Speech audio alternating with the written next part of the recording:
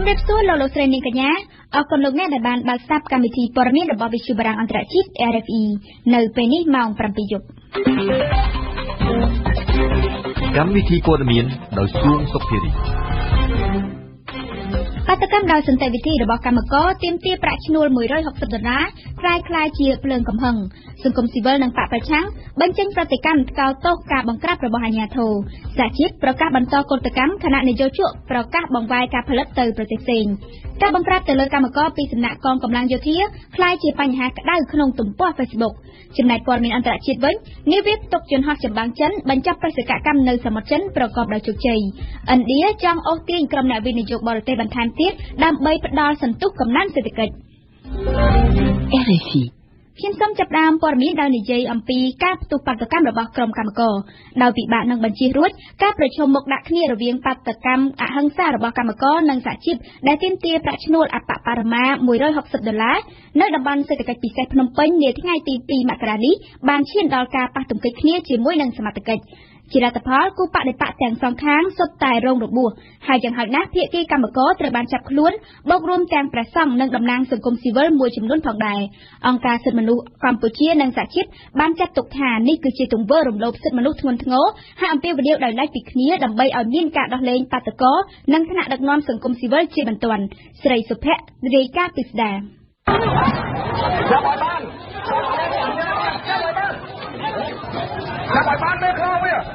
ក្នុងចំណោមបាតកម្មដោយសន្តិវិធីរបស់កម្មករនិងសហជីពដែលទាមទារប្រាក់ឈ្នួលអបបរមា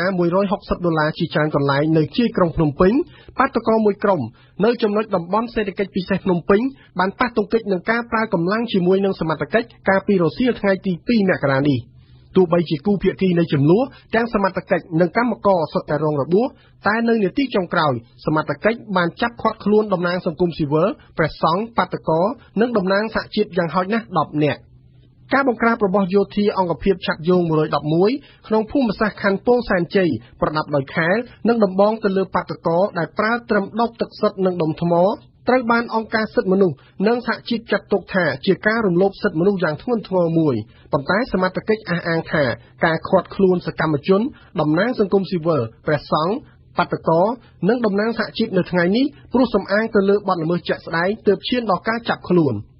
សូមបញ្ជាក់ថាក្នុងការប៉ះទង្គិចគ្នានៅស្រុកកំបូរខណ្ឌពោធិ៍សែនជ័យរាជធានីភ្នំពេញយ៉ាងហោចណាស់លោកវ៉ាន់ពៅប្រធានសមាគមប្រជាធិបតេយ្យនៃសេដ្ឋកិច្ចក្រៅប្រព័ន្ធលោកថេងសារឿនអ្នកសម្របសម្រួលសម្ព័ន្ធសហគមន៍កសិករកម្ពុជា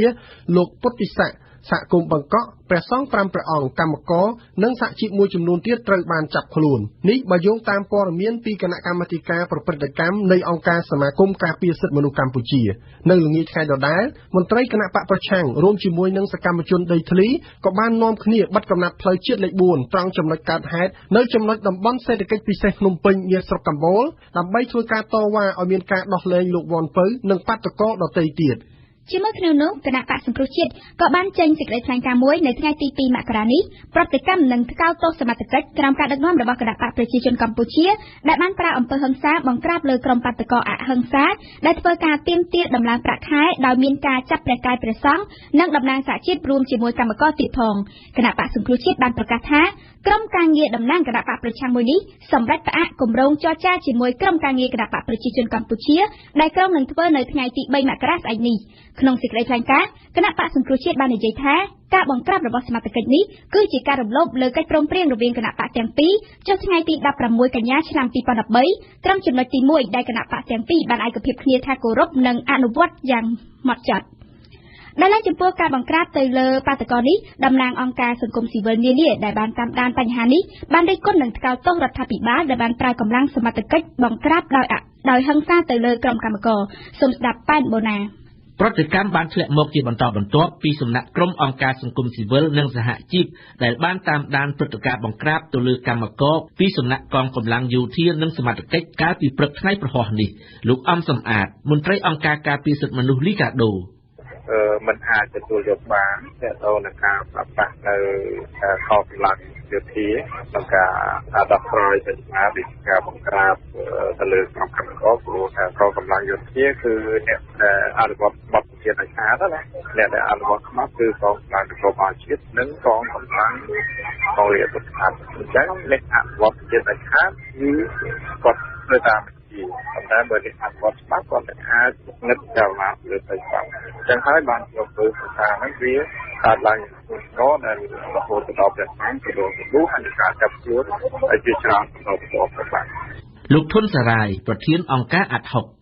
បាទខ្ញុំគិតថារឿងនេះគឺជាអង្គើរំលោភបំពានទៅលើសិទ្ធិសេរីភាពក្នុងការធ្វើនៅកតកម្មនិងបដកម្មអហិង្សានេះបាទពីព្រោះថាកតកម្មអត់ទាន់បានធ្វើហិង្សាអីទៅលើរោងចក្រឬមួយទៅលើកម្មសិទ្ធិឬមួយក៏បាត់ផ្លូវទេគឺថាអាជ្ញាធរទាំងយោធាទាំងប្រទេសនេះលោកបានមកវាយបង្ក្រាបហើយហិង្សាតែម្ដងទៅលើរោងកសិករណាដូច្នេះខ្ញុំគិតថានេះជារឿងមួយដែលរំលោភសិទ្ធិក្នុងការធ្វើបដកម្មអហិង្សានោះមួយទីពីរនៅពេលដែលមានមនុស្សរបួសអីចឹងហើយលោកនៅតែមិនឲ្យយើងទៅព្យាបាលលើនេះមិនឲ្យអង្គការសង្គមដែលមានតែមានអីនេះទៅចូលលើព្យាបាលជួយមើលជាមួយនឹងអ្នកដែលមានឈឺនោះណាបាទអ្នកដែលមានរបួសស្នាមលោកជាមនីប្រធានសហជីពសេរីកម្មករនៃព្រះរាជាណាចក្រកម្ពុជាការខ្វាត់ខ្លួនឲ្យប្រើអំពើហិង្សាទៅលើលោកវ៉ុនពៅដែលជាប្រធានអង្គការសង្គមស៊ីវិលក៏ដូចជាប្រសង់មួយចំនួនដែលយើងឃើញនៅ Facebook ដែលអាជ្ញាធរក្រុមឆាត់យោងទៅវាយឲ្យឆាត់យោងនឹងមកពីណាហេតុអីបានជាយាមរងចាស់ហេតុអីបានជាប្រើអំពើហិង្សាទៅលើសង្គមស៊ីវិលអញ្ចឹង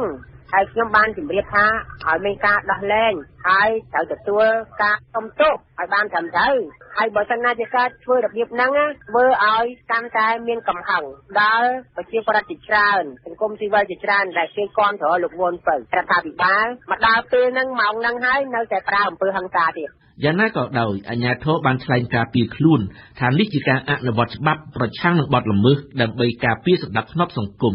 លោកខេងជីតូអ្នកនាំពាក្យកងរាជអាវុធហត្ថលើផ្ទៃប្រទេសអ្នកប្រព្រឹត្តខុសច្បាប់ត្រូវតែទទួលខុសត្រូវចំពោះមុខច្បាប់មិនអាចជនដែលប្រព្រឹត្តខុសច្បាប់ហើយបែរជាត្រូវធ្វើតាមការគ្រប់គ្រងឲ្យមានការដោះលែងឬក៏អំពាវនាវមានការដោះលែងអញ្ចឹងបានទេអញ្ចឹងវាជាគំរូអាក្រក់ទៅដល់អ្នកដែលក្រោយទៀតគេនឹងធ្វើអំពើខុសច្បាប់ហើយក្រោយមកក៏ត្រូវបានអំពាវនាវឬក៏មានការគ្រប់គ្រងប្រមូលផ្ដុំគ្នាដើម្បីធ្វើការដោះលែងដែរអញ្ចឹងសង្គមយើងវាបែរទៅជាសង្គមដែលមាននីតិរដ្ឋគ្មានការគោរពច្បាប់ទេបាទមានបទល្មើសជាក់ស្ដែងនៅទីកន្លែងកើតហេតុដែលត្រូវបានខាងសមត្ថកិច្ចសហការជាមួយនឹងអង្គភាព911ហើយនឹងបុតហាត់បានខុសខ្លួនគាត់ដើម្បីធ្វើការកសាងសំណុំរឿងជូនទៅតុលាការតបទៅនឹងលិខិតមួយរបស់ក្រសួងកាងារដែលស្នើឲ្យគណៈបក្សសង្គ្រោះជាតិបំភ្លឺរឿងដែលមនុស្សមួយក្រុមអះអាងថាជាសមាជិកបកប្រឆាំងដែលបំផ្លាញទ្រព្យសម្បត្តិរោងចក្រនោះគណៈបក្សសង្គ្រោះជាតិនៅថ្ងៃទី2មករានេះបានសរសេរលិខិតមួយឆ្លើយតបទៅនឹងក្រសួងវិញថាគណៈបក្សសង្គ្រោះជាតិតែងតែប្រកាន់ខ្ជាប់នៅគោលការណ៍អហិង្សាព្រមទាំងគោរពក្រមសីលធម៌យ៉ាងខ្ជាប់ខ្ជួនដោយមិនដែលមានគោលការណ៍ឬវប្បធម៌ប្រើអំពើហិង្សាដោះស្រាយបញ្ហាឡើយចំណែកការស៊ើបអង្កេតឬបង្កហិង្សានោះគឺជាតួនាទីរបស់សមត្ថកិច្ចមិនមែនជាកាតព្វកិច្ចរបស់គណៈបក្សសង្គ្រោះជាតិឡើយនេះបើយោងទៅតាមលិខិតចុះថ្ងៃទី2មករាឆ្នាំ2014របស់គណៈបក្សសង្គ្រោះជាតិដែលផ្ញើជូនក្រសួងកាងារនិងបណ្ដុះបណ្ដាលវិជ្ជាជីវៈដោយឡែកទោះបីជាមានការបង្ក្រាបនិងការព្រមានប្តឹងទៅតុលាការយ៉ាងណាក៏ដោយក៏មេដឹកនាំសហជីពទាំង6ដែលដឹកនាំដោយបាតុករនៅតែប្រកាសបន្តបាតុកម្មនិងកតកម្មរបស់ខ្លួនរហូតដល់ថៅកែព្រមដំឡើងប្រាក់ខែដល់$160ចំណែកឯក្រុមនយោជកវិញបានប្រកាសផ្អាកសង្វាក់ផលិតកម្មមួយរយៈនិងសូមឲ្យរដ្ឋាភិបាលអនុញ្ញាតនាំចេញសម្ភារៈមួយចំនួនដើម្បីទៅផលិតនៅប្រទេសផ្សេងវិញឯមៀករីកានៅក្នុងសន្និសីទកាសែតមួយនាព្រឹកថ្ងៃប្រហ័សទី2មករានេះមេដឹកនាំសហជីពទាំង6និងសហជីព3ផ្សេងទៀតបានប្រកាសថាពួកគេនៅតែបន្តធ្វើបាតកម្មនិងកតកម្មរហូតទាល់តែការទាមទារដំឡើងប្រាក់ខែ$160បានសម្រេចការប្រកាសនេះបានធ្វើឡើងស្របពេលដែលរដ្ឋាភិបាលបានព្រមានមេដឹកនាំសហជីពឲ្យបញ្ឈប់សកម្មភាពអុកឡុកដែលរដ្ឋាភិបាលចាត់ទុកថាខុសច្បាប់ការបង្ក្រាបដោយហិង្សាក៏បានកើតឡើងដែរនៅព្រឹកថ្ងៃប្រហ័សនេះលោកអាធុនប្រធានសហជីពប្រជាធិបតេយ្យកម្មករកាត់ដេរកម្ពុជាកម្មករនិយោជិតប្រហែលជាមិនឈប់ទេព្រោះទោះបីជាយើងជាតំណាងសហជីពស្នើឲ្យឈប់ក៏ប្រហែលជាគាត់មិនឈប់ដែរយើងមើលជាក់ស្ដែងដូចជាថ្ងៃហ្នឹងទោះបីជាមានបទបញ្ជារដ្ឋាភិបាលឬក៏ស្អីយ៉ាងណាក៏ដោយទីបំផុតគឺចំនួននៃការកតកម្មហ្នឹងកាន់តែធំឡើងហើយអ្នកដែលចូលទៅក្នុងចាក់អត់ធ្វើការទេ គួរបញ្ជាក់ថាកាលពីថ្ងៃទី31ធ្នូឆ្នាំ2013រដ្ឋមន្ត្រីក្រសួងការងារនិងបណ្ដុះបណ្ដាលវិជ្ជាជីវៈលោកអ៊ិតសំហេងបានសរសេរលិខិតដាច់ដោយឡែកពីគ្នាទៅកាន់លោកសំរងស៊ីប្រធានគណៈបក្សសង្គ្រោះជាតិនិងមេដឹកនាំសហជីពទាំង6នាក់គឺលោកអាត់ធុនលោករងឈុនលោកជាមនីលោកប៉ៅស៊ីណាអ្នកស្រីម៉មញឹមនិងអ្នកស្រីយ៉ាងសោភ័ណ្ឌដែលជាអ្នកដឹកនាំកម្មករឲ្យធ្វើបាតកម្មនិងកោតកម្មទាមទារដំឡើងប្រាក់ខែក្រសួងការងារចង់ឲ្យមេដឹកនាំបកប្រឆាំងនិងមេដឹកនាំសហជីពទាំងនោះឆ្លើយបំភ្លឺជាលាយលក្ខណ៍អក្សរអំពីសកម្មភាពរបស់ក្រុមដែលបានប្រព្រឹត្តអំពើហិង្សាបំផ្លិចបំផ្លាញទ្រព្យសម្បត្តិរបស់រោងចក្រនៅក្នុងរាជធានីនិងបណ្ដាខេត្តមួយចំនួនរយៈពេលចុងក្រោយនេះបើយោងតាមក្រសួងការងារសកម្មភាពទាំងនោះបានបង្កឲ្យអ្នកវិនិយោគទុនបរទេសភ័យខ្លាចរហូតដល់អ្នកខ្លះរត់ទៅសុំអន្តរាគមន៍ពីស្ថានទូតបរទេសមួយចំនួនផងប៉ុន្តែមេដឹកនាំសហជីពទាំង6ក៏បានប្រកាសក្នុងសន្និសីទកាសែតកាលពីព្រឹកថ្ងៃប្រហ័សនេះថាមិនទទួលស្គាល់ក្រុមដែលបានបង្កការបំផ្លិចបំផ្លាញទ្រព្យសម្បត្តិរោងចក្រដោយការអះអាងរបស់ក្រសួងការងារនោះឡើយអ្នកស្រីម៉មញឹមយើងដោយសារតែមានការបិទមុខចាមានការបិទមុខហើយអញ្ចឹងទៅយើងអត់អាចដឹងថា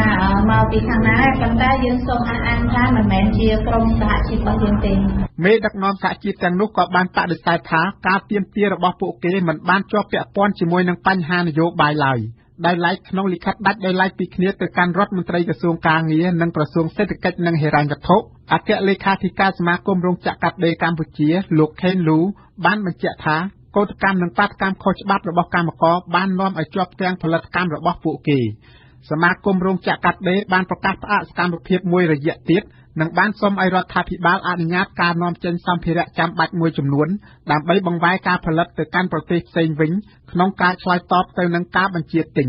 គួរជំរាបជូនថាអំពើហិង្សាមិនមែនតែកើតមាននៅក្នុងទីក្រុងភ្នំពេញនោះទេនៅថ្ងៃប្រហ័សនេះសមត្ថកិច្ចក៏បានចាប់ព្រះកាយព្រះសង្ឃ2អង្គនិងសកម្មជនមជ្ឈមណ្ឌលអប់រំច្បាប់សម្រាប់សហគមន៍3នាក់នៅក្នុងស្រុកស្បែងមានជ័យក្នុងខេត្តព្រះវិហារផងដែរការចាប់ខ្លួនគឺដោយសារតែព្រះសង្ឃសកម្មជនដីធ្លីនិងសកម្មជនសិទ្ធិមនុស្សប្រមាណជា60នាក់បាននាំគ្នាតវ៉ាចំពោះក្រុមហ៊ុនដាំអំពៅមួយដែលបានឈូសឆាយដីពួកគាត់កាលពីព្រឹកថ្ងៃប្រហ័សនេះបើយោងទៅតាមការឲ្យដឹងពីតំណាងសហគមន៍ដីធ្លីក្នុងខេត្តព្រះវិហារដែលបានប្រាប់វិទ្យុបារាំងអន្តរជាតិនៅថ្ងៃនេះចំណែកឯការបង្ក្រាបទៅលើបាតកោកម្មកររោងចក្រកាត់ដេរពីសំណាក់កងកម្លាំងយោធានៅតំបន់សេដ្ឋកិច្ចពិសេសនិងតំបន់រោងចក្រកាត់ដេរនៅឧទ្យានកាណាឌីយ៉ានៅថ្ងៃប្រហ័សនេះគឺជាប្រធានបទដ៏ក្តៅគគុកដែលប្រជាជនភាគច្រើនកំពុងពិភាក្សាគ្នារូបថតនិងវីដេអូជាច្រើនត្រូវបានបង្ហោះតាមបណ្ដាញសង្គមដ៏មានប្រជាប្រិយភាព Facebook ហើយមានការរិះគន់យ៉ាងច្រើនទៅលើសកម្មភាពដែលបានកើតឡើងនោះជូនព័ត៌មានបន្ថែមដោយប្រាក់ធីតាបន្ទាប់ពីក្រុមបាតកោរោងចក្រកាត់ដេរជាច្រើនបានធ្វើការបិទផ្លូវជាតិសំខាន់ៗនៅថ្ងៃប្រហ័សនេះមកក៏មានការបង្ក្រាបកើតមានឡើងនៅក្នុងតំបន់សេដ្ឋកិច្ចពិសេសនិងតំបន់រោងចក្រកាត់ដេរនៅក្នុងឧទ្យានកាណាឌីយ៉ាពីសំណាក់កងកម្លាំងយោធារបស់អាជ្ញាធរទៅលើក្រុមបាតករហូតមកទល់នឹងពេលនេះរូបភាពជាច្រើននៃការបង្ក្រាបនេះត្រូវបានក្រុមអ្នកលេង Facebook ដាក់បង្ហោះហើយជជែកវែកញែកទៅវិញទៅមកយ៉ាងមមាញឹករូបភាពខ្លះបានបង្ហាញពីការបង្ក្រាបរបស់កងកម្លាំងអាជ្ញាធរទៅដល់ក្រុមបាតកោយ៉ាងចាស់ដៃប៉ុន្តែរូបភាពទាំងអស់នោះក៏បានរងការរិះគន់យ៉ាងខ្លាំងពីសំណាក់អ្នកលេង Facebook អ្នកខ្លះបានសរសេរថានៅពេលដែលមានអំពើចោរកម្មឬប្លន់នោះពុំឃើញមានវត្តមានរបស់កម្លាំងសមត្ថកិច្ចទៅទាន់ពេលវេលានោះទេតែការបង្ក្រាបក្រុមបាតកោដើម្បីទាមទារប្រាក់ខែដើម្បីទិញអង្ករច្រកឆ្នាំងវិញនាំគ្នាមកត្រៀបត្រាក្រុមអ្នកលេង Facebook ខ្លះទៀតបានសរសេរថាបាតដៃទី3របស់លោកនាយករដ្ឋមន្ត្រីហ៊ុនសែនចេញហើយអ្នកខ្លះទៀតប្រៀបប្រដូចព្រឹត្តិការណ៍នេះទៅនឹងជំនាន់ប៉ុលពតហើយបានសម្ដែងក្តីអាណិតអាសូរចំពោះក្រុមកម្មករស្វាគមន៍ឆ្នាំថ្មីសារធាតុដើមរបស់រដ្ឋាភិបាលបានចេញមកវិញហើយរួមនឹងប្រតិកម្មរិះគន់យ៉ាងសន្ធឹកសន្ធាប់ផ្សេងទៀតបានផុសឡើងព្រមព្រៀងនៅក្នុង Facebook ទន្ទឹមនឹងការរិះគន់ដល់ក្រុមអាជ្ញាធរចំពោះការបង្ក្រាបនេះក៏មានអ្នកលេង Facebook មួយចំនួនបានគាំទ្រដល់អាជ្ញាធរដែលបានបង្ក្រាបក្រុមបាតកោទាំងអស់នោះហើយចោទប្រកាន់ក្រុមសហជីពកម្មករថាជាអ្នកដែលបំផ្លិចបំផ្លាញទ្រព្យសម្បត្តិរោងចក្រហើយធ្វើឲ្យអ្នកវិនិយោគមានការភ័យខ្លាចក្នុងការមកបណ្ដាក់ទុននៅកម្ពុជាក្រុមអ្នករត់រមាក់កង់3ចំនួន 1000 នាក់នឹងត្រូវអនុញ្ញាតឲ្យចូលជួបប្រជុំនៅក្នុងក្លឹបមួយនៅថ្ងៃស្អែកជាមួយនឹងអាជ្ញាធរខេត្តនិងអាជ្ញាធរអប្សរាតាក់ទងទៅនឹងការតវ៉ារបស់ពួកគេដើម្បីលុបបំបាត់ទាំងស្រុងការធ្វើអាជីវកម្មដឹកភ្ញៀវដោយរថយន្តអគ្គិសនីនៅតំបន់អង្គរមន្ត្រីអាជ្ញាធរអប្សរាថ្លែងថានឹងមិនមានការធ្វើអាជីវកម្មណាមួយពីរថយន្តដែលបានដាក់តាំងពីពណ៌ដោយក្រុមហ៊ុនបារាំងនៅក្នុងតំបន់នោះឡើយញឹមសុផលរាយការណ៍ សាលាខេត្តសៀមរាបដែលដឹកនាំដោយអភិបាលខេត្តលោកខឹមមុនសុងនឹងជួបប្រជុំជាមួយអ្នករត់ម៉ូតូកង់3ឬរ៉ឺម៉កដឹកភ្ញៀវនៅថ្ងៃសុក្រស្អែកដើម្បីដោះស្រាយបញ្ហាមួយចំនួនដែលបានស្នើឡើងតាមរយៈនៃការដង្ហែក្បួនបាតុកម្មមួយកាលពីម្សិលមិញជាពិសេសប្រឆាំងទៅនឹងការធ្វើអាជីវកម្មរថយន្តអគ្គិសនីនៅក្នុងតំបន់អង្គរតំណាងអាជ្ញាធរអប្សរានឹងមានវត្តមានផងដែរនៅក្នុងកិច្ចប្រជុំដែលរៀបចំឡើងដោយសាលាខេត្តនៅថ្ងៃស្អែកលោកផាន់សាមេតប្រធានសាខាសមាគមប្រជាធិបតេយ្យសេដ្ឋកិច្ចក្រៅប្រព័ន្ធកម្ពុជាបានឲ្យដឹងថាភាពសង្ស័យបានកើតមានកាន់តែខ្លាំងរួមផ្សំជាមួយនឹងពាក្យចចាមអារាម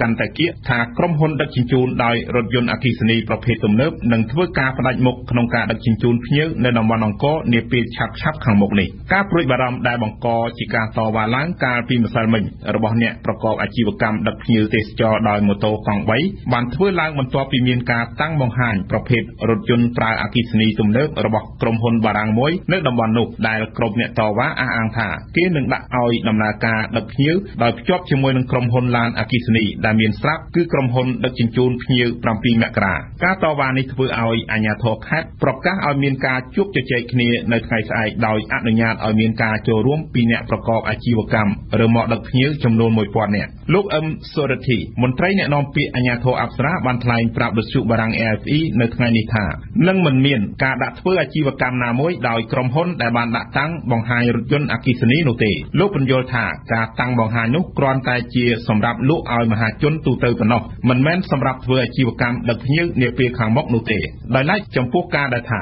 នឹងមានការលក់សំបុត្រតម្លៃ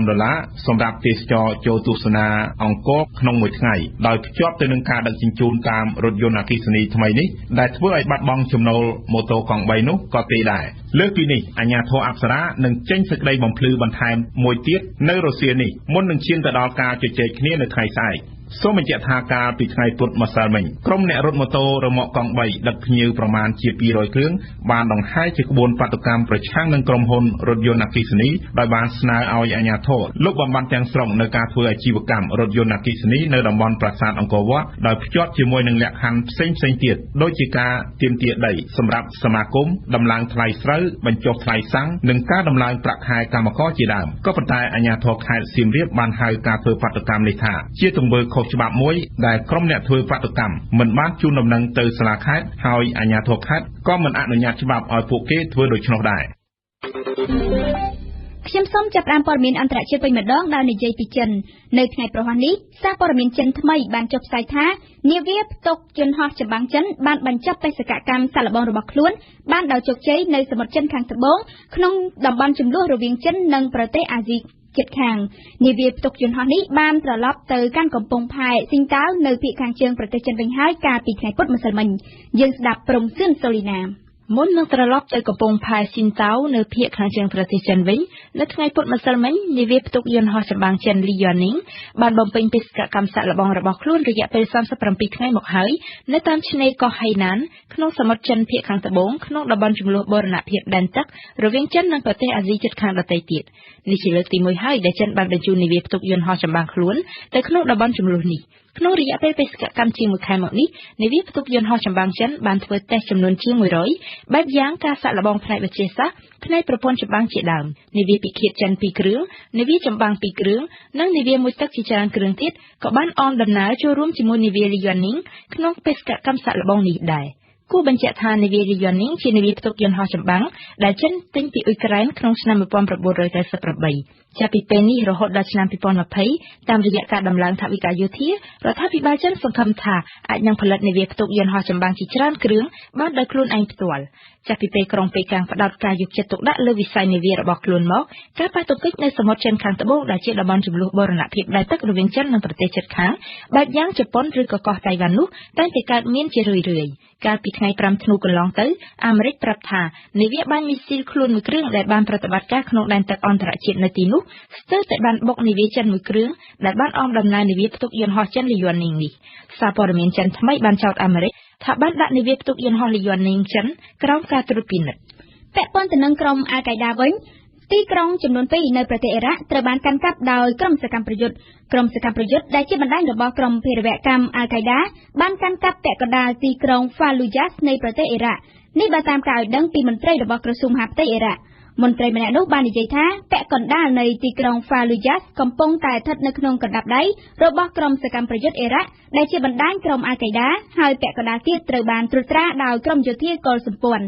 មន្ត្រីរបស់ក្រសួងមហាផ្ទៃបានបន្តថាចំណែកឯនៅទីក្រុង Ramadi ក៏មានស្ថានភាពដូចគ្នាដែរសកម្មប្រយុទ្ធដែលជាបណ្ដាញរបស់ក្រុមអាល់កេដាបានកាន់កាប់ផ្នែកខ្លះនៃទីក្រុង Ramadi កាលពីថ្ងៃពុធរីឯអ្នកយកព័ត៌មានបារាំងម្នាក់ដែលយករាយការណ៍ព័ត៌មាននៅទីក្រុង Ramadi បានឃើញឡានដឹកអាវុធធុនធ្ងន់ជាច្រើនគ្រឿងបើកត្រួតពិនិត្យដងផ្លូវដែលស្ថិតនៅភាគខាងកើតទីក្រុងដោយបានចាក់បទចម្រៀងដែលសរសើរដល់ក្រុមសកម្មប្រយុទ្ធនៅប្រទេសអ៊ីរ៉ាក់ដែលជាបណ្ដាញរបស់ក្រុមភេរវកម្មអាល់កេដា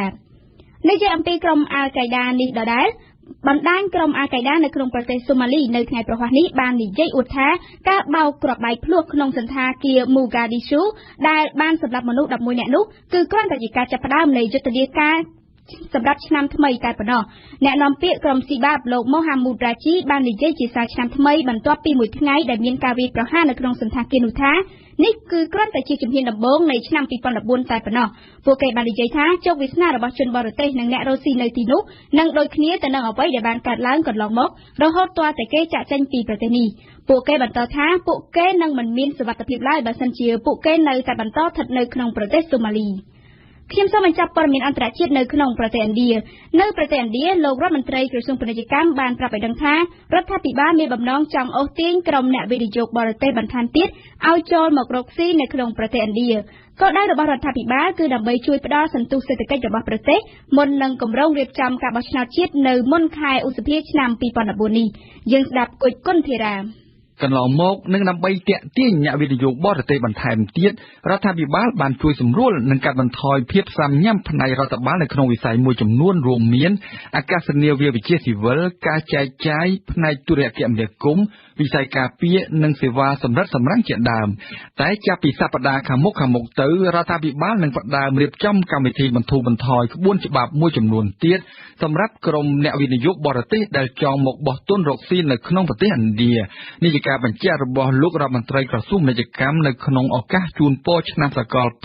2014ការព្យាយាមអូសទាញក្រុមអ្នកវិនិយោគបរទេសបន្ថែមនាពេលនេះគឺដើម្បីទប់ស្កាត់ការធ្លាក់ថ្លៃតម្លៃប្រាក់រូពីនិងចូលរួមជួយផ្ដល់សន្ទុះសេដ្ឋកិច្ចមុននឹងគម្រោងរៀបចំបោះឆ្នោតជាតិនៅមុនខែឧសភាឆ្នាំ2014នេះគួរជម្រាបជូនថាកំណើនសេដ្ឋកិច្ចដែលឥណ្ឌាទទួលបានជាមធ្យមមានប្រមាណ 5% ក្នុងមួយឆ្នាំគឺជាអត្រាមួយដ៏ទាបខ្លាំងគិតក្នុងរយៈពេល10ឆ្នាំចុងក្រោយនេះអំពើពុករលួយនិងការិយាល័យធិបតេយ្យស្មុគស្មាញដែលបានអូសបន្លាយគម្រោងវិនិយោគគឺជាមូលហេតុដែលបានជំរុញឲ្យក្រុមអ្នកវិនិយោគបរទេសមិនមានចិត្តចូលទៅបោះទុនរកស៊ីនៅក្នុងប្រទេសឥណ្ឌាកាលពីដើមសប្តាហ៍នេះមន្ត្រីទទួលបន្ទុកកិច្ចការវិនិយោគបរទេសបានផ្ដល់អាជ្ញាប័ណ្ណឲ្យក្រុមហ៊ុនអង់គ្លេសចំនួន2គឺក្រុមហ៊ុន Tesco ផ្នែកចែកចាយនិងក្រុមហ៊ុនទូរគមនាគមន៍ Vodafone ដែលមានទឹកប្រាក់វិនិយោគសរុបប្រមាណ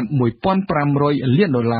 ឡូវនេះនឹងមកយោងតាមលោករដ្ឋមន្ត្រីក្រសួងពាណិជ្ជកម្មរដ្ឋាភិបាលមានគម្រោងដាក់វិស័យដឹកជញ្ជូនសាធារណៈឲ្យក្រុមហ៊ុនបរទេសរកស៊ីទៀតគួរជំរាបជូនថាក្នុងចន្លោះខែមេសានិងតុលាឆ្នាំ2013ទឹកប្រាក់វិនិយោគបរទេសមានចំនួន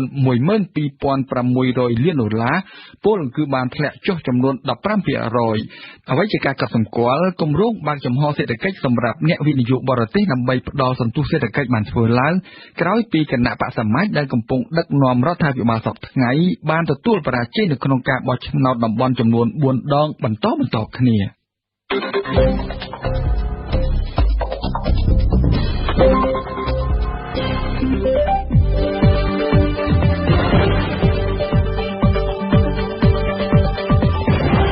វិទ្យុបារាំង AIT ភ្នំពេញ 92 MHz សៀមរាប 92 MHz បាត់ដំបងក្រុងព្រះសីហនុនិងកំពង់ចាម 94.5 MHz លោកអ្នកស្ដាប់ជាទីមេត្រីជាបន្តទៀតនេះលោកអ្នកនាងនឹងបានស្ដាប់កម្មវិធីផ្សាយរបស់យើងដែលក្នុងនោះរួមមានដំបងគឺជានីតិភ្ញៀវប្រចាំថ្ងៃដែលរៀបចំជូនដោយលីមេងហួរថ្ងៃនេះមេងហួរបានជួបសម្ភាសជាមួយនឹងលោកស្រីមុំញឹមប្រធានសហព័ន្ធសហជីពជាតិនៃឧស្សាហកម្មវាយនភ័ណ្ឌកាដេកម្ពុជា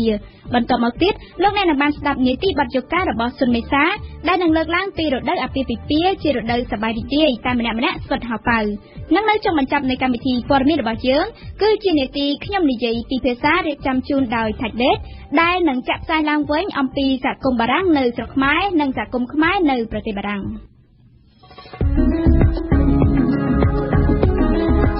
ភ្ញៀវប្រចាំថ្ង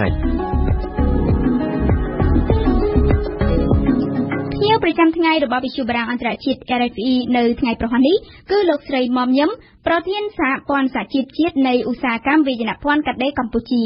ទោះជាមានការវាយបង្ក្រាបការតវ៉ានៅថ្ងៃទី2មករានេះតែលោកស្រីមុំញឹមអះអាងថាកម្មកររោងចក្របានបន្តផ្ទុះការតវ៉ានៅតាមរោងចក្រដោយមានទាំងការបិទផ្លូវជាច្រើនកន្លែង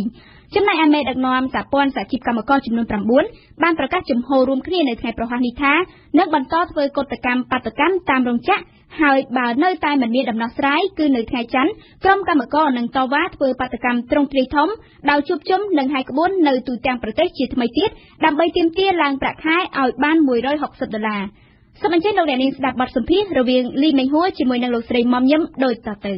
អរគុណលោកស្រីមុំញឹមដែលបានយល់ព្រមឆ្លើយនឹងសំណួររបស់ខ្ញុំជាបឋមលោកស្រីមុំញឹមនៅរសៀលថ្ងៃប្រហ័សនេះបានចុះទៅពិនិត្យមើលដោយផ្ទាល់ពីសកម្មភាពតវ៉ារបស់កម្មករនៅរោងចក្រកាត់ដេរជាប់នឹងបន្ទាយទាហានទ័ពឆ័ត្រយង911នៅកំបូលតាមផ្លូវជាតិលេខ4ដែលមានការប៉ះទង្គិចរហូតដល់មានការចាប់ខ្លួនកម្មករព្រះសង្ឃនិងលោកវ៉ុនពៅផងដែរលោកស្រីជាសរុបទៅតើមានមនុស្សប៉ុន្មានអ្នកត្រូវចាប់ខ្លួនហើយស្ថានភាពបែបណាទៅហើយបាទ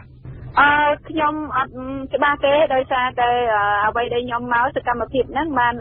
ផុតទៅហើយចាចាប់ពីព្រឹកហ្នឹងគឺឮថាយកទៅដាក់ក្នុងប្រទេសទាហានអស់ហើយសកម្មជនសិទ្ធិមនុស្សសហជីពមិនអាចចូលទៅក្នុងប្រទេសទាហានដើម្បីជួបអ្នកដែលខាត់ខ្លួននឹងទេអត់អាចទេសូម្បីតែអ្នកសារព័ត៌មានសកម្មជនសិទ្ធិមនុស្សអីហ្នឹងក៏ត្រូវបានពួកទាហានវាយដែរហើយទាហានថែមទាំងប្រើជាទៀមកស៊ូបាញ់មកលើកម្មករថែមទៀតអំពីការតវ៉ារបស់កម្មករនៅថ្ងៃទី2មករានេះនៅរោងចក្រផ្សេងទៀតប្រព្រឹត្តទៅយ៉ាងដូចម្តេចដែរកម្មករនៅបន្តតវ៉ាធ្វើកោតកម្មមិនធ្វើការ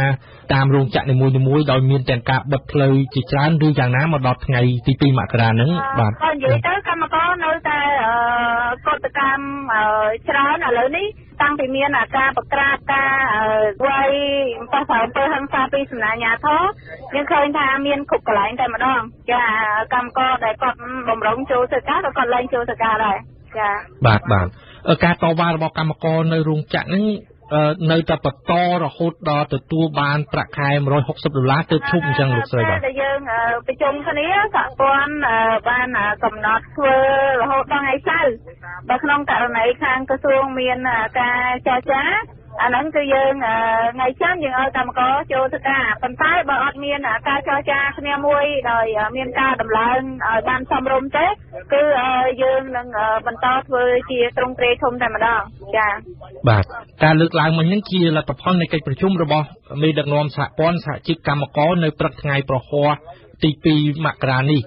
តើមានការចូលរួមពីមេដឹកនាំសហព័ន្ធសហជីពប៉ុន្មានអ្នកយើងមាន9សហព័ន្ធចាខាងខ្ញុំលោកអធុនលោករងឈុនយ៉ាងសុភ័ណ្ឌម៉ាន់សិង្ហៈប៉ៅស៊ីណាហើយលោកសៀងសម្បត្តិញៀវថារិនបាទនិងហ្វាសាលីបាទលោកស្រីចំពោះអសន្នវត្តរបស់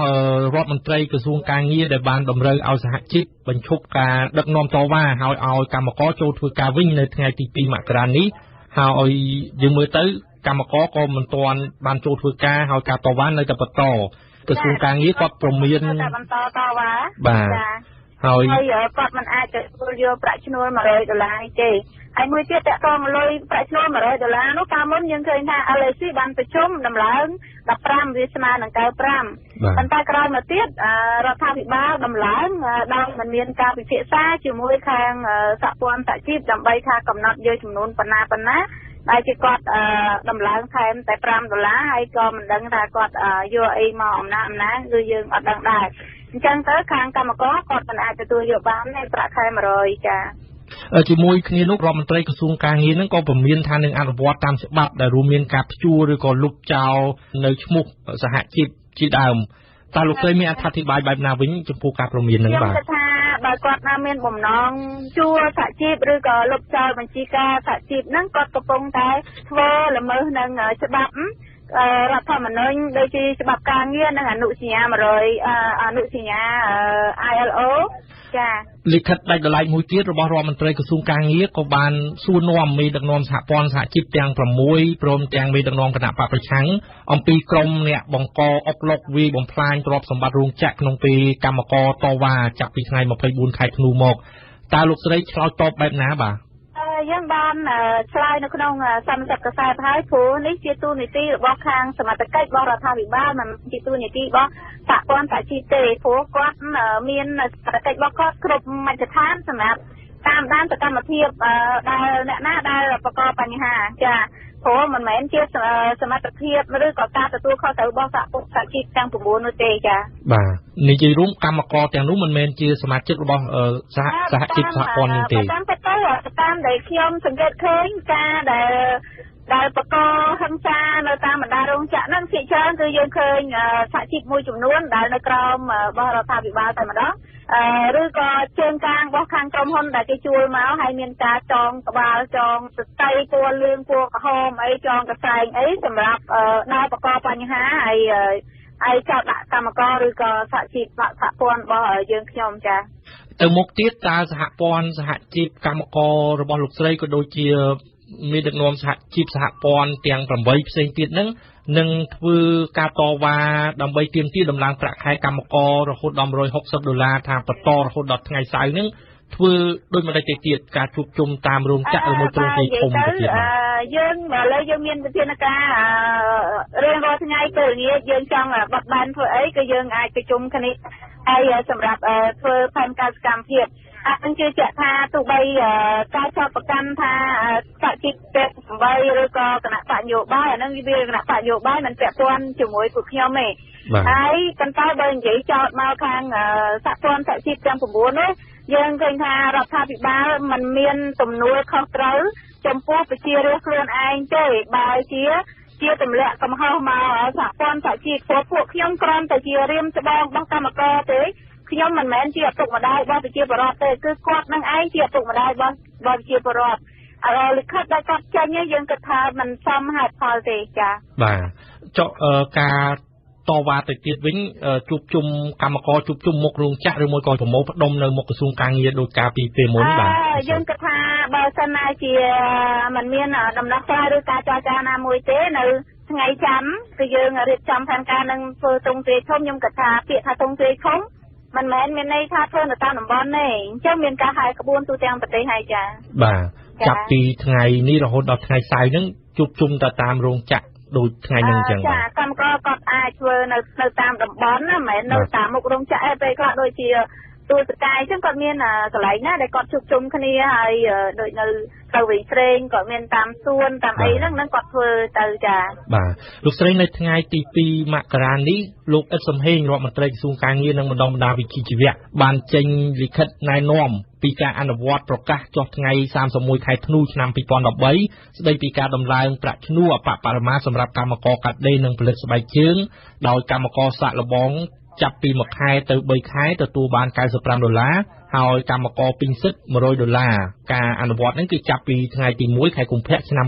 2014ព្រមទាំងការផ្ដល់ប្រាក់អត្ថប្រយោជន៍ផ្សេងៗទៀតដែលកម្មករយើងធ្លាប់ទទួលបានកន្លងមកតើលោកស្រីទទួលយក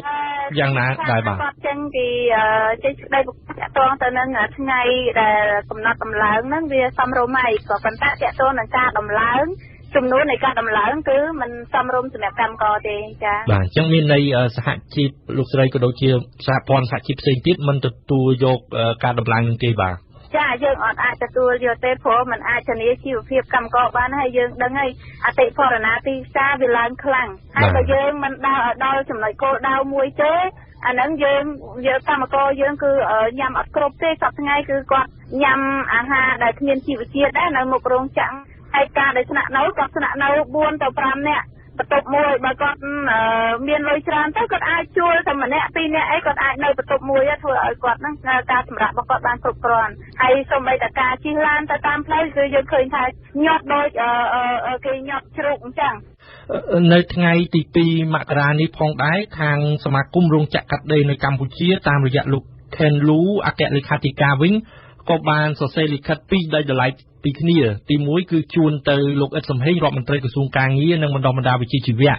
កម្មវត្ថុនឹងគឺថាសមាគមសូមជូនដំណឹងពីការបន្តព្យួរការងារនៅរោងចក្រដែលជាសមាជិករបស់សមាគមភាគច្រើនហើយលិខិតមួយទៀតទៅកាន់លោកអូនពាន់មនីរដ្ឋមន្ត្រីក្រសួងសេដ្ឋកិច្ចនិងហិរញ្ញវត្ថុដោយស្នើសុំនីតិវិធីច្បាស់លាស់និងកិច្ចសម្រួលក្នុងការនាំចេញត្រឡប់ទៅកាន់ប្រទេសដទៃនៅផលិតផលមួយចំនួនដូចជាកណាត់សម្ភារៈមិនទាន់បន្សំឬក៏ផលិតផលសម្រាប់មិនទាន់បានវិខ្ចប់អីជាដើមហើយក្នុងលិខិតហ្នឹងគឺបានបន្ទោសទៅលើស្ថានភាពជ្រួលច្បល់ប្រកបដោយគ្រោះថ្នាក់នៅពេលសប្តាហ៍ថ្ងៃដោយសារតសហជីពទាំង6ដែលគាត់សម្ដៅលើសហជីពរបស់លោកស្រីលោកអាត់គុណជាដើមហ្នឹងបាទលោកស្រីមានការចេញខិតរបស់ខាងសមាគមកាត់ដេរជាទូទៅខាងសមាគមគាត់មិនចង់ឲ្យមានការដំឡើងប្រាក់ខែកម្មករបានច្រើនទេហើយយើងគិតហើយថាតាក់ទងទៅនឹងការគាត់ចង់ទៅប្រទេសផ្សេងហ្នឹងគាត់និយាយតាំងពីទៅជាងនោះហើយការដំឡើងប្រាក់ឈ្នួលពី150ទៅ160$មិនប៉ះពាល់វិនិយោគនោះទេហើយបើគាត់មានឆន្ទៈក្នុងការដោះស្រាយស្នើគាត់ដោះស្រាយឲ្យកម្មករ160កម្មករស្អីចេះតែការបាត់អស់ហើយគាត់មាននៅទៀមទាអីទៀតទេនេះគ្រាន់តែជាចំណុចមួយដែលគាត់ធ្វើអញ្ចឹងដើម្បីឲ្យរដ្ឋាភិបាលដាក់សម្ពាធមកសហព័ន្ធសហជីពទាំងអស់ប៉ុន្តែសូមគាត់កុំភ្លេចថាកម្មករគាត់ក្រោបឲ្យខ្លួនគាត់ឆន្ទៈរបស់គាត់ក្នុងការទៀមទាមិនមែនសហព័ន្ធសហជីពទៅញុះញង់ឲ្យគាត់ក្រោបទេបើសិនណាជាគាត់ចាយគ្រប់នោះខាងសមាគមកាត់ដេរនឹងតែម្ដងដែលគាត់ចង់បង្កបញ្ហានឹងរដ្ឋាភិបាលគាត់ចង់បង្កបញ្ហាធ្វើឲ្យមានវិបត្តិនៅក្នុងប្រទេសតែម្ដងចា៎បាទតាមលោកស្រីមូលហេតុអ្វីដែលថៅកែមិនអាចដំឡើងប្រាក់ខែដល់កម្មករ$160នឹងបានបាទយើងឃើញថាតកតងទៅនឹងការដំឡើងនោះយើងឃើញថាកន្លងមកយើងឃើញមានអំពើពុករលួយឲ្យក្រុមតុកហ្នឹងវាច្រើនទៅមន្ត្រីផ្សេងឬមួយក៏អ្នកធំអ្នកខាងរោងចក្រហ្នឹងតែម្ដងតើគាត់យកលុយពីណាមកលុយទាំងអស់នោះគឺលុយដែលជាសង្កត់ដែលដកពីភាពចំណេញរបស់កម្មករហ្នឹងតែម្ដងហើយយើងឃើញការស្រាវជ្រាវរបស់បណ្ឌិតកងចន្ទរារតកម្មករក្នុងម្នាក់រកចំណូលបានចំណាយហើយអាភាពចំណេញយើងឃើញថាក្នុងម្នាក់មួយខែអាចរកបានរហូតដល់$280ក្នុងមួយខែហើយបើស្ដេចយើងឲ្យកម្មករ160ក៏យើងជក់នៅចំណេញក្នុងកម្មករម្នាក់$120ដែរបាទហើយយើងឃើញថារឿងអីដែលយើងជក់ត្រូវរត់នោះយើងឃើញប្រទេសផ្សេងក៏មិនអាចឲ្យការចំណេញដល់ប៉ុណ្ណឹងដែរយើងជក់មិនអាចចំណេញរហូតដល់70ទៅ75%នោះដែរគួរតែចែករំលែកមកឲ្យកម្មករគាត់ខំបញ្ចេញកម្លាំងពលកម្មចាហើយយើងឃើញប្រាក់ខែសប្តាហ៍ថ្ងៃហ្នឹងมันសមស្របទៅនឹងកម្លាំងពលកម្មដែលគាត់ខំបានបញ្ចេញទេខ្ញុំសូមអរគុណលោកស្រីមុំញឹមប្រធានសហព័ន្ធសហជីពជាតិនៃឧស្សាហកម្មវិជ្ជាភ័ណ្ឌកាត់ដេរកម្ពុជាដែលបានផ្ដល់បទសម្ភាសន៍ដល់វិទ្យុបារាំង RFE ជុំវិញជំហររបស់សហជីពទៅលើការតវ៉ារបស់កម្មកររោងចក្រកាត់ដេរក្នុងការទាមទារដំឡើងប្រាក់ខែខ្ញុំសូមអរគុណសូមជម្រាបលាលោកស្រីបាទចាជម្រាបលាលោកចាវិទ្យុបារាំង RFE ជាខេមរៈភាសាផ្សាយមួយថ្ងៃ13ម៉ោងពីម៉ោង7ព្រឹកដល់ម៉ោង8យប់ដោយមានកម្មវិធីព័ត៌មាន3ម៉ោងក្នុងមួយថ្ងៃគឺពេលព្រឹកពីម៉ោង7ដល់ម៉ោង8ថ្ងៃរសៀលពីម៉ោង1ដល់ម៉ោង2ពេលយប់ពីម៉ោង7ដល់ម៉ោង8សូមកុំភ្លេចបើកស្ដាប់វិទ្យុបារាំង RFE 92 MHz នៅភ្នំពេញនិងសៀមរាប 94.5 MHz នៅបាត់ដំបងក្រុងព្រះសីហនុនិងកំពង់ចាមស្ដាប់វិទ្យុបារាំងដើម្បីស្គាល់ពិភពលោកកាន់តែច្បាស់និងដើម្បីទទួលចំណេះដឹងអរគុណមេងហួរដែលបានរៀបចំនាទីភ្ញៀវប្រចាំថ្ងៃអំបញ្ញមិញនេះលោកអ្នកនាងកំពុងស្ដាប់ការផ្សាយរបស់វិទ្យុបារាំងអន្តរជាតិ RFE ប្រសិនបើលោកអ្នកខកខានមិនបានស្ដាប់ការផ្សាយកម្មវិធីព័ត៌មានរបស់យើងឬក៏លោកអ្នកចង់ស្ដាប់ឡើងវិញឬក៏ទាញយកអត្ថបទព័ត៌មានណាមួយក៏បានដែលលោកអ្នកចង់បានដោយគ្រាន់តែចូលទៅកាន់គេហទំព័ររបស់វិទ្យុយើងគឺ www.khmer.rfi.fr បទយូហ្គារដូវអាពាហ៍ពិពាហ៍ដែលជារដូវដែលសប្បាយរីករាយក៏ព្រោះតែមានគូស្វាមីភរិយាថ្មីបានចាប់ដៃគ្នារួមរស់កសាងជីវិតថ្មី ចាប់តាំងពីខែធ្នូមកគេសង្កេតឃើញមានពិធីរៀបអាពាហ៍ពិពាហ៍បានប្រកាសខ្លួនឡើងជាច្រើនកន្លែងមជ្ឈមណ្ឌលដែលទទួលរៀបចំកន្លែងពិសាភោជនីយអាហារដូចជាមជ្ឈមណ្ឌលកោះពេជ្រមជ្ឈមណ្ឌលម៉ង់ឌីយ៉ាល់ជាដើមគឺរវល់មិនសូវលុះថ្ងៃនោះទេប៉ុន្តែអ្នកវិភាគសង្គមបានមើលឃើញថាក្នុងរដូវអាពាហ៍ពិពាហ៍នេះមនុស្សម្នាក់នៅប្រទេសកម្ពុជាបានចំណាយយ៉ាងច្រើនសម្រាប់ពិធីសង្គមមួយនេះហើយក្នុងពិធីនេះទៀតសោតអ្នកដែលមានជីវភាពទូធាជាច្រើនបានចំណាយលើម្ហូបអាហារខ្ជះខ្ជាយហួសប្រមាណយ៉ាងណាក៏ដោយសម្រាប់អ្នកវិភាគសេដ្ឋកិច្ចវិញក្នុងរដូវអាពាហ៍ពិពាហ៍នេះបានជួយជំរុញសេដ្ឋកិច្ចនិងបង្កើតការងារមួយចំនួនផងដែរសូមអញ្ជើញលោកអ្នកនាងស្ដាប់បទយការបស់សុនមេសាដូចតទៅ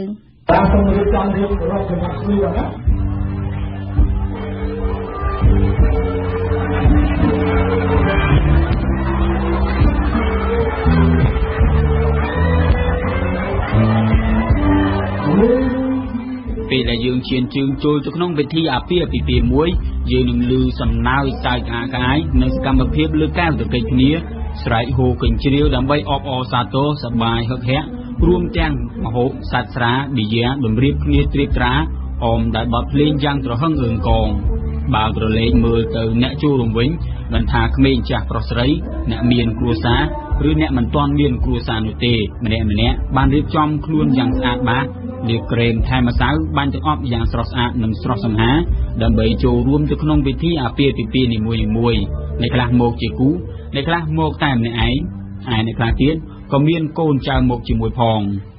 អ្នកចូលរួមក្នុងពិធីអាពាហ៍ពិពាហ៍ម្នាក់បានចូលរួមយ៉ាងសប្បាយរីករាយដោយមានទាំងពិធីរាំរែកនិងពិធីផ្សេងទៀតដែលបានញ៉ាំតាមពិធីអាពាហ៍ពិពាហ៍នេះឲ្យរីករាយ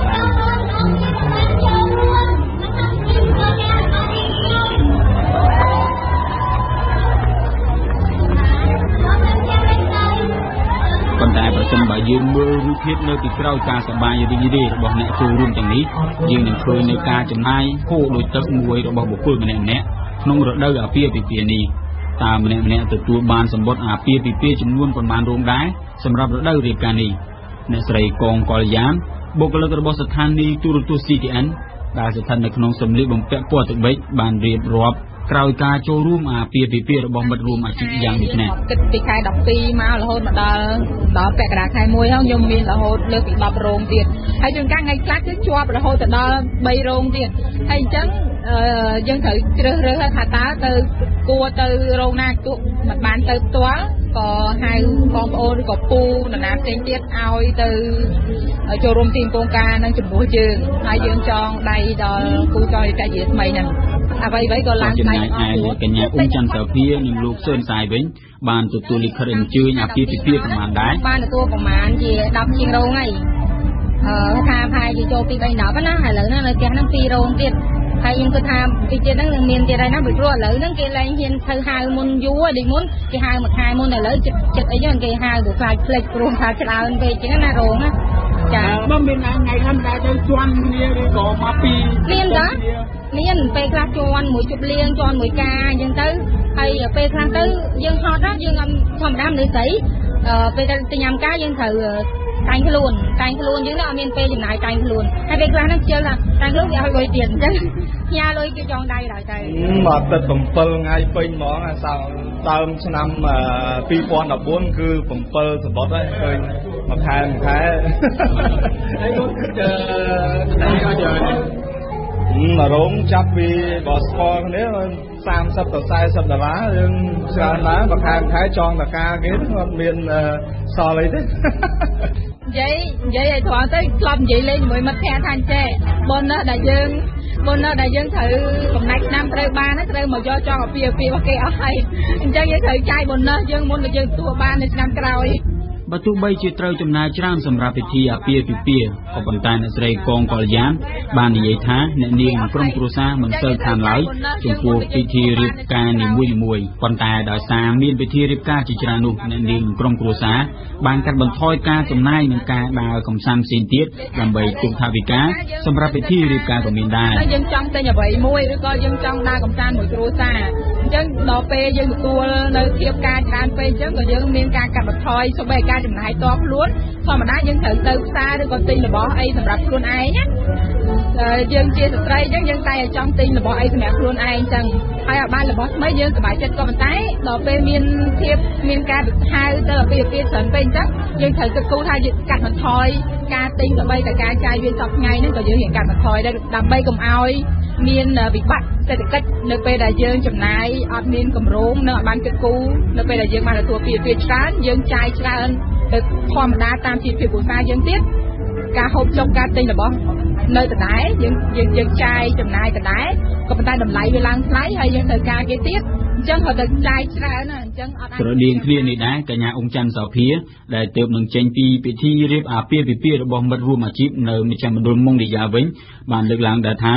នៅក្នុងពិធីរៀបការម្ដងស្ត្រីមានការលំបាកជាងបុរសលំបាកព្រោះថាត្រូវផាត់មុខធ្វើខ្លួននិងរៀបចំយ៉ាងច្រើនហើយសម្លៀកបំពាក់វិញក៏មិនអាចប្រើច្រើនដងក្នុងរោងការបាននោះដែរស្ថិតក្នុងសម្លៀកបំពាក់រ៉ូបសកញ្ញាអង្គច័ន្ទសោភារៀបរាប់បន្តយ៉ាងដូចនេះយ៉ាប់ជាងទៅផងពេលការមិនមែនតែការពាក់កៅអៅកណាត់ទៅបានទេត្រូវទៅអាវរបៀបថាមានប៉ាក់មានដិនរបៀបថាអាវរបៀបថាម៉ូដអីចឹងហើយយើងត្រូវចំណាយទាំងសម្លៀកបំពាក់ផងហើយជាងការយើងពាក់អត់ត្រូវអាចប្រើរោងច្រើនទេថាបានមករោងពីររោងមកគេថាពាក់អាវដែរយើងគឺគេចូលមុខច្រើនណាស់ពេលខ្លះយើងត្រូវថារកទិញហើយយើងឧទាហរណ៍ថាខ្ញុំចង់ថ្ងៃហ្នឹងទិញកៅអៅបានច្រើនឬក៏ចំណាយទៅលើរបស់អីផ្សេងគឺកាត់បន្ថយឲ្យខែការគឺកាត់បន្ថយហ្មងតែស្ទឹងថាទុកលុយហ្នឹងសម្រាប់ពីការហើយនិយាយថាខែហ្នឹងអញគឺថាខែអស់គឺថាពីការហ្មងលោកកាន់លីអ្នកវិភាគសង្គមបានលើកឡើងថាវិធីរៀបអាពាហ៍ពិពាហ៍នៅក្នុងសង្គមខ្មែរបានវិវត្តយ៉ាងខ្លាំងព្រោះថាកាលពីមុនខ្មែរយើងមិនសូវនិយមប្រើប្រាស់លុយសម្រាប់ចូលរួមនៅក្នុងពិធីរៀបការនោះទេគឺអ្នកចូលរួមប្រើប្រាស់កម្លាំងពលកម្មជួយគ្នានិងប្រើប្រាស់សត្វចិញ្ចឹមឬក៏វិជ្ជញជួយគ្នាជាដើមប៉ុន្តែបច្ចុប្បន្ននេះសង្គមបានវិវត្តយ៉ាងខ្លាំងគឺបានប្រើប្រាស់លុយដែលបានចំណាយយ៉ាងហឹកហាក់សម្រាប់ក្រុមគ្រួសារតកូលអ្នកមានឃើញថាកាលពី2009អាចចំណាយទៅលើsocial activity សកម្មភាពសង្គមការបុតអីហ្នឹងគឺតិចល្មមទេប៉ុន្តែឥឡូវគឺច្រើន2009នេះឃើញឡើងពុះមែនតើនឹងការតែមានមួយចំនួនហ្នឹងគាត់ការនឹងរៀងលើកំងមកហូបនឹងថ្លៃសម្ភារៈនឹងថ្លៃអ្នកប្រជុំនឹងកំខំតាមហើយអ្នកទៅចំណាយចង់ដៃការហើយខ្ញុំគិតថាឥឡូវវាហាក់បីដូចជាខុសកាលពីមុនយើងឃើញសកម្មភាពការប៉ុនអីហ្នឹងច្រើនតែយើងលេងស្ដាប់ភ្លេងការនៅក្នុងការចំណាយដែលច្រើនបែបនេះឆ្លងតាមការសិក្សាមួយស្ដីពីការចំណាយរបស់សង្គមអ្នកវិភាគសង្គមដដែលបានលើកឡើងថាពលរដ្ឋកម្ពុជាបានចំណាយយ៉ាងច្រើននៅក្នុងពិធីសង្គមតាំងពីឆ្នាំ2009មកលោកកែមលីនៅក្នុងមួយខែមនុស្សម្នាក់ចាយអស់$131.2ជាទូទៅអាហារទាំងហើយនៅក្នុងនោះគឺចំណាយមិនមែនម្ហូបអាហារហ្នឹងគឺ$65ហើយនៅក្នុង$65ហ្នឹងចំណាយទៅលើសកម្មភាពបុណ្យការហ្នឹងជាពិសេសការហ្នឹងពុំប្រហែលជា$15ជាមធ្យមនៅក្នុងមួយខែការចំណាយនៅក្នុងសង្គមពិតជាមិនអត់ប្រយោជន៍នោះទេមានមួយចំនួនគាត់ចាយលុយច្រើនមិនហ្នឹងបុណ្យឲ្យតែគាត់ចាយលុយវិញទេដូចនៅក្នុងន័យសេដ្ឋកិច្ចបើគឺមកថាគាត់ចាយលុយផ្កាច្រើនចាយគេឥឡូវសួរអ្នកបានផលចាយពីផ្កាអ្នកបានផ្កាអ្នករៀបចំផ្កាពួកគាត់នោះជាអ្នកមានដែលសំខាន់ហើយគាត់អ្នកមានគាត់ហ៊ានចំណាយលុយឲ្យទុកបានថាមានការងារគាត់វិញទេតាមន័យសេដ្ឋកិច្ចកាលណាប្រកាន់ចំណាយវាមានរឿងអីជាការខាត់បងអីទេណាគឺឡើងតែយើងអត់មានលុយហើយយើងទៅខាងខ្ចីអីអាហ្នឹងដែលវាជាបញ្ហាប៉ុន្តែជាអ្នកមានគាត់ចាយលុយវិញអាហ្នឹងវាជាបើសិនជានេះអាចថាអាហ្នឹងវាជាអ្នកវិភាគសេដ្ឋកិច្ចលោកនៅសីហាវិញបានអបអរសាទរចំពោះការចំណាយច្រើននាពេលរដូវអាពាហ៍ពិពាហ៍នេះព្រោះថាសកម្មភាពសេដ្ឋកិច្ចនឹងបានកើនឡើងហើយមានមនុស្សជាច្រើនអ្នកផ្សេងទៀតនឹងទទួលបានការងារធ្វើពីសកម្មភាពនេះទៅវិញនោះទេព័ត៌មានលឿនរហ័សច្បាស់លាស់និងស៊ីជម្រៅវិទ្យុបារាំង AFE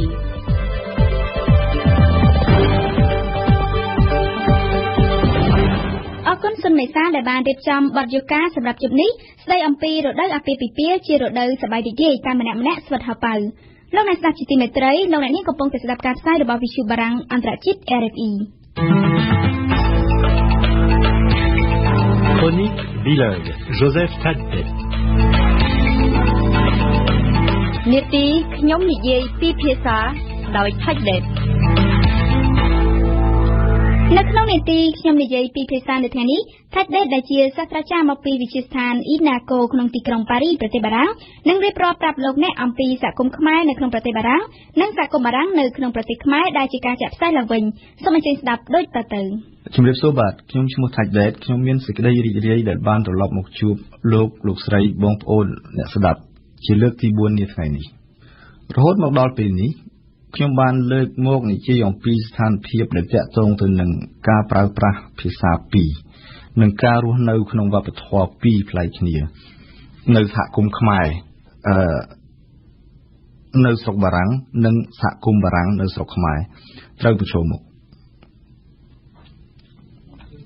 Aujourd'hui, je voudrais mettre de côté ce thème de bilinguisme, de double culture. Étant récemment revenu à Phnom Penh, je voudrais parler des circulations et des moyens de transport urbains à Phnom Penh et à Paris, qui présentent de très grandes différences. À la réouverture du pays en 1991, les premiers journalistes qui sont arrivés au Cambodge faisaient tous les mêmes constats dans le reportage. Ils étaient frappés par le grand nombre de vélos et de cyclopousses qu'on appelle cyclos en khmer, qui envahissaient les rues sans feu rouge de la capitale. 20ឆ្នាំក្រោយមកចំពោះអ្នកដែលមកដល់ប្រទេសខ្មែរលើកទី1ឬខានមកយូរអ្នកនោះរមែងនឹងមានការភ្ញាក់ផ្អើលនឹងការបើកបរក្នុងទីក្រុងភ្នំពេញជាពំខានដោយខ្ញុំបាននិយាយមកអំបញ្ញមិញកាលពីមុនកងឬស៊ីក្លូមិនគោរពច្បាប់ពីព្រោះនៅពេលនោះពុំមានច្បាប់ឬភ្លើងចរាចរណ៍នៅឡើយតែសប្តាហ៍ថ្ងៃនេះយើងមិនអាចនិយាយថាចរាចរណ៍ស្រុកខ្មែរគ្មានច្បាប់គ្មានទម្លាប់នោះបានទេគឺមានទាំងច្បាប់មានទាំងទម្លាប់តែទម្លាប់សល់ពីសម័យកាលដែលគ្មានច្បាប់ À la différence de 1991, les rues de Phnom Penh ne sont plus envahies par les vélos et les cyclopousses qui se bousculent, mais par de grosses voitures de luxe qu'un Français moyen débarquant des provinces françaises ne soupçonne même pas leur existence.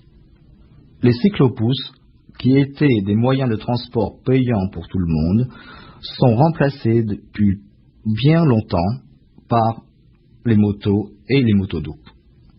Le peu de cyclos qui restent sont désormais devenus les moyens de transport folkloriques, soit pour les touristes nostalgiques de l'Asie de jadis, soit pour les petits commerçants de marché qui n'ont pas les moyens pour payer des camions pour le transport de leurs marchandises. Quant aux vélos, maintenant, ils sont réservés aux plus pauvres. បើនៅស្រុកបារាំងវិញកងកំពុងពេញនិយមឡើងវិញហើយ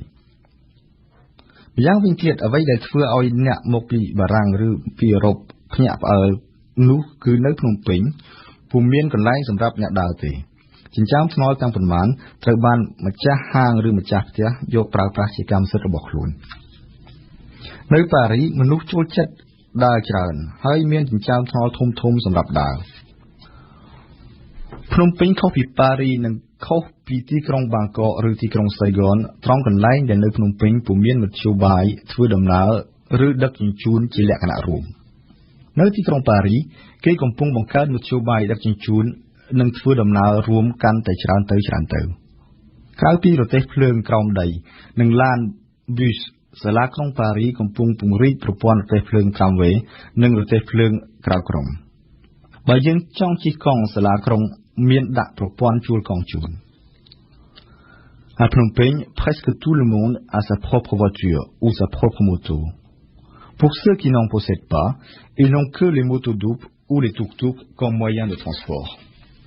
Dans les autres grandes villes, comme Saigon ou Bangkok, il existe plusieurs types de transport.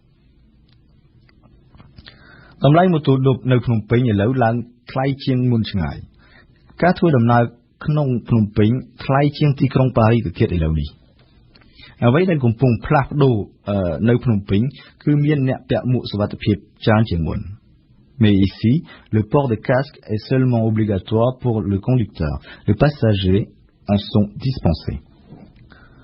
On ne porte pas de casque pour se protéger, mais pour éviter d'être arrêté par la police et de payer les amendes. En voiture, le port de ceinture n'est pas obligatoire. ប៉ុន្តែពីមួយឆ្នាំទៅមួយឆ្នាំយើងអាចសង្កេតឃើញថាអ្នកគ្រប់ភ្លើងចរាចរណ៍កើនឡើងជាដរាបចំណុចនេះអាចធ្វើឲ្យយើងគិតថាពុំយូរប៉ុន្មានទៅអនាគតចរាចរណ៍នៅភ្នំពេញនឹងក្លាយដូចប្រទេសជឿនលឿនរំខាន Notre chronique touche maintenant à sa fin pour aujourd'hui. J'aurai le plaisir de vous retrouver la semaine prochaine. Chronique bilingue នៅថ្ងៃនេះសូមចប់ត្រឹមនេះខ្ញុំសូមជម្រាបលាសូមអរគុណ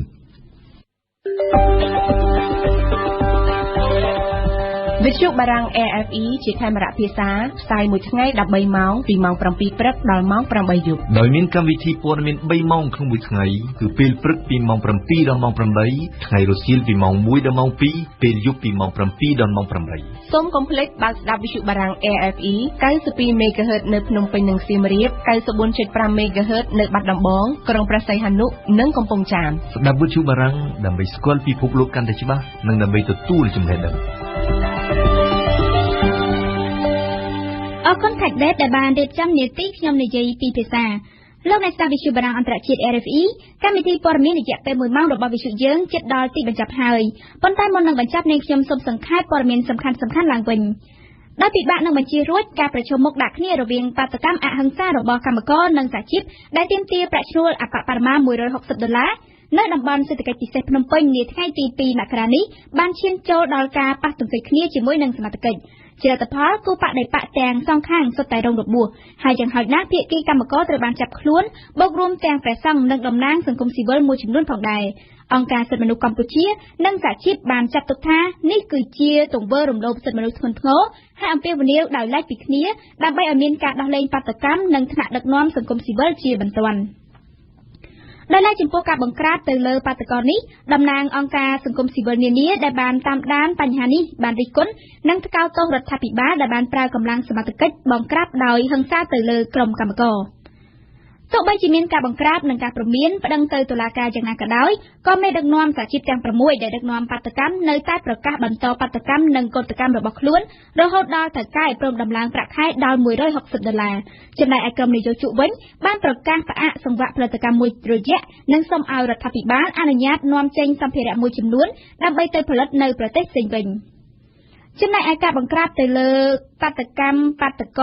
មកររោងចក្រកាត់ដេរពីសំណាក់កងកម្លាំងយោធានៅតំបន់សេដ្ឋកិច្ចពិសេសនិងតំបន់រោងចក្រកាត់ដេរនៅអូសៀនកាណាឌីយ៉ានៅថ្ងៃប្រហ័សនេះគឺជាប្រធានបទដ៏ក្តៅគគុកដែលប្រជាជនភាគច្រើនកំពុងពិភាក្សាគ្នារូបថតនិងវីដេអូជាច្រើនត្រូវបានបង្ហោះតាមបណ្ដាញសង្គមដ៏មានប្រជាប្រិយភាព Facebook និងមានការរិះគន់យ៉ាងច្រើនទៅលើសកម្មភាពដែលបានកើតឡើងនោះនៅថ្ងៃប្រហ័សនេះសារព័ត៌មានចិនបានចុះផ្សាយថានាវាផ្ទុកយន្តហោះចម្បាំងចិនបានបញ្ចប់បេសកកម្មសាកល្បងរបស់ខ្លួនបានដោយជោគជ័យនៅសមុទ្រចិនខាងត្បូងក្នុង